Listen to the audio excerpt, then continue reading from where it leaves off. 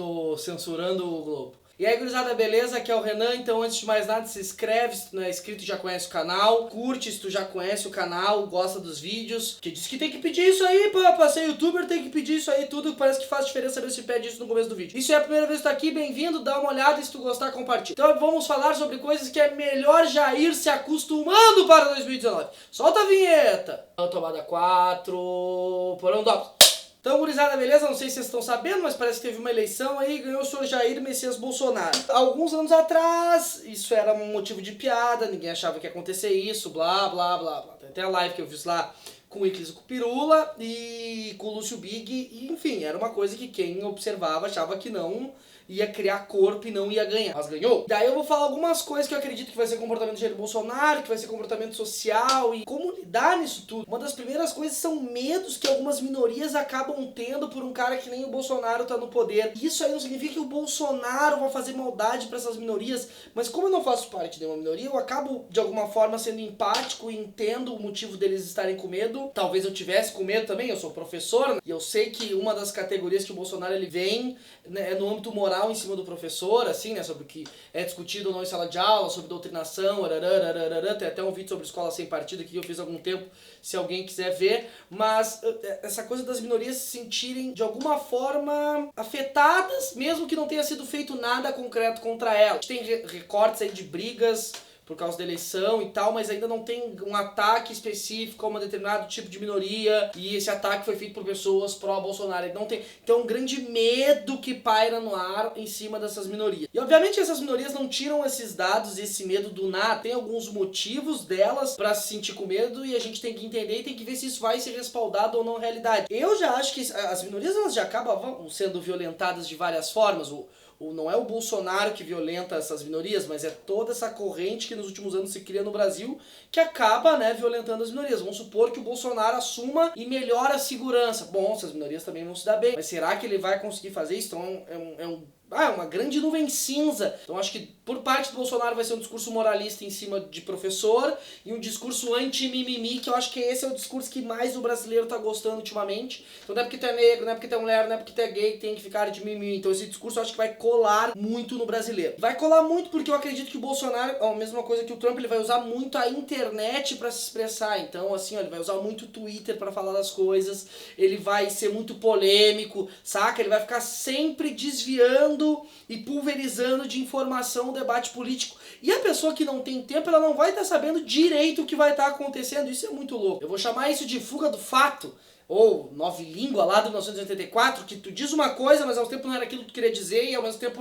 a tua base de fãs vai lá e diz que tu não queria dizer aquilo. Eu acho que o governo Bolsonaro vai ser muito isso, assim. É a palavra sem importância. A palavra acaba sendo sem importância. Então vai ficar uma grande narrativa nas redes sociais, que eu acho que o Bolsonaro vai continuar usando muito, inclusive como presidente. Então eu acho que isso vai gerar muito mais confusão do que informação das pessoas.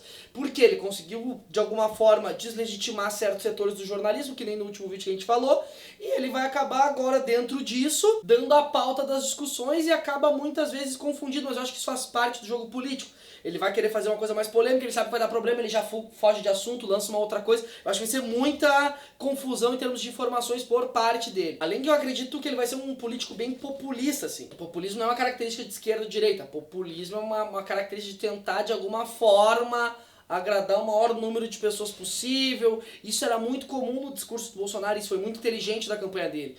Ele falava: eu não vou tirar direitos trabalhistas, ao mesmo tempo que ele bota o Paulo Guedes, que falava que iria tirar direitos trabalhistas. Falar duas vezes a mesma informação de formas diferentes. Então isso é uma espécie de populismo tipo 2.0, assim. E um populismo que, se as pessoas não prestarem muita atenção, elas não vão saber de fato quem é o candidato delas, né, se elas votaram no Bolsonaro. Eu fico imaginando também que nesse aspecto de uso de redes sociais, uma das fugas que o Bolsonaro vai usar para fazer é sempre essa paranoia coletiva da esquerda, essa coisa do comunismo, essa coisa que o PT estragou o Brasil. Então se preparem para ver muita coisa do tipo: A gente não conseguiu ainda fazer tudo que a gente queria porque o PT estragou a economia, porque a esquerda estragou, porque o comunismo... Então, sabe, essa coisa quase macartista, assim, de tipo, essa grande sombra do comunismo pairando pelo Brasil. Quem não sabe, tem uma fase do Marx, fantasma ronda a Europa, o fantasma do comunismo. Eu acho que isso vai ser uma coisa mesmo assim, um fantasma ronda o Brasil, o fantasma dos petralhas. Só consegue fazer política do jeito que o Bolsonaro faz, que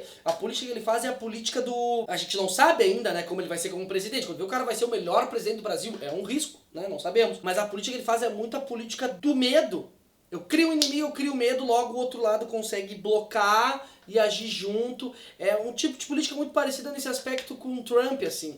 Ele cria o inimigo e as pessoas vão lá e defendem ele com unhas e dentes. Né? Acredito que na parte econômica ele vai ter pelo menos no primeiro ano, talvez no segundo, uma melhora no aspecto econômico, porque a gente tem eu ouvi até um podcast muito interessante com o Felipe Figueiredo, em que ele diz, a gente tem um monte de indústria ociosa, a gente tem, de certa forma, por causa de um cara que tem o Paulo Guedes, um mercado, vamos ver o que vai acontecer no Brasil, talvez uma parte do empresariado que fosse muito pró-Bolsonaro comece a produzir, então talvez tu tenha um aspecto de melhora na economia, só que eu acredito que ele vai usar esse aspecto de melhora na economia para começar a tentar fazer as reformas impopulares. As reformas trabalhistas, reforma da Previdência, tudo que é reforma que tira direitos das pessoas, e acredito que o Bolsonaro ele vai fazer isso sim, o Paulo Guedes já falou que ia fazer, só que esperem, e agora que eu acho que é o grande plot twist do governo Bolsonaro é o seguinte, ele vai tentar fazer essas reformas de cunho mais liberal.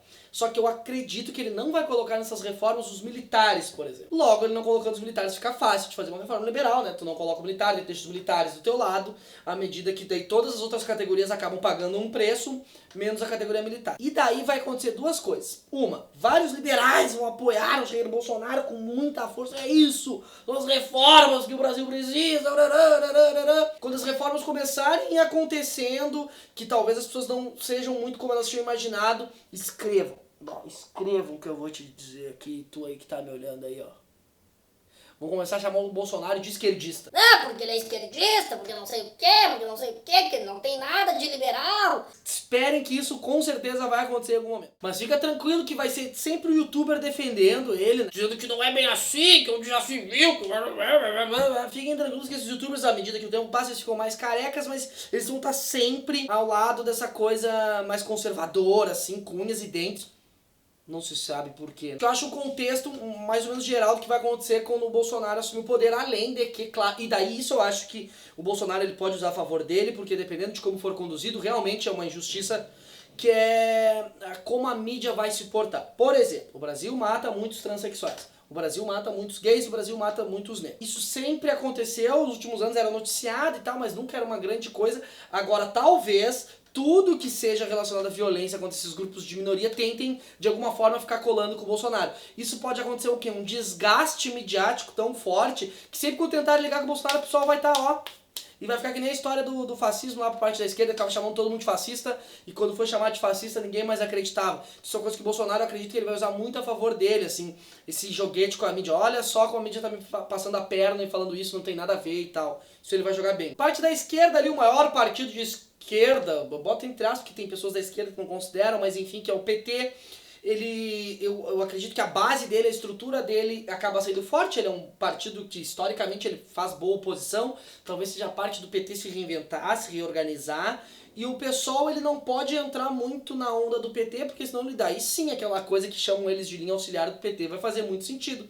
Se toda hora eles ficarem compactuando sempre com o PT. Então tá na hora talvez o pessoal assumir um protagonismo nessa esquerda. Tem o Ciro Gomes também, que é um cara que tá tentando de alguma forma cada vez mais pro centro, mas não abandonar de vez a esquerda. Ele tá tentando agora pegar um pouco da direita. São figuras, são agentes que podem aparecer aí nesses 4 anos. Também tem que ver o comportamento do Novo. O Novo provavelmente vai ficar apoiando algumas medidas mais liberais do Bolsonaro, mas não tentando se desvincular da figura do Bolsonaro, apoiando políticas. Então tem que também, esse aspecto do Novo a gente tem que observar. Então são coisas que começam a se reorganizar agora, porque uma coisa é fato, tu muda toda a estrutura de poder imaginada que tu tinha, mesmo que o PSDB assumisse, tu ia mudar a estrutura de poder, talvez nem tanto, mas agora com um cara que nem o Bolsonaro, tu muda toda a estrutura de poder mesmo. Cara, o que tu espera então do Bolsonaro falando coisa ruim? Eu espero que ele faça um excelente governo. Eu acho que assim, ó, eu só não gostaria que ele virasse uma figura que simbolizasse o ódio e que acontecesse várias coisas no nome dele, não que ele fosse culpado, as pessoas começassem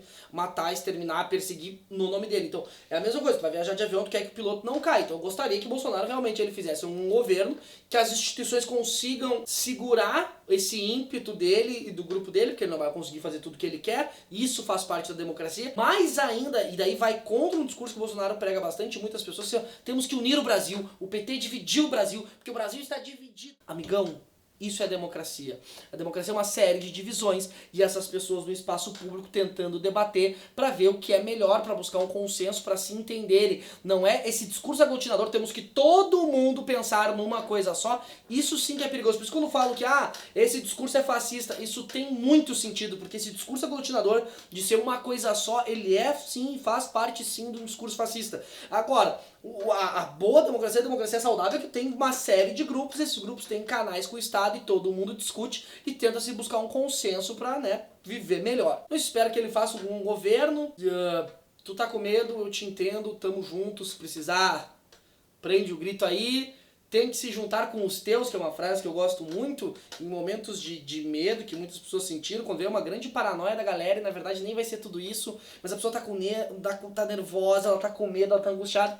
Procura alguém pra te estender a mão, que no fim de tudo o que interessa são as pessoas que nos cercam e que a gente gosta. Então é isso, gurizada.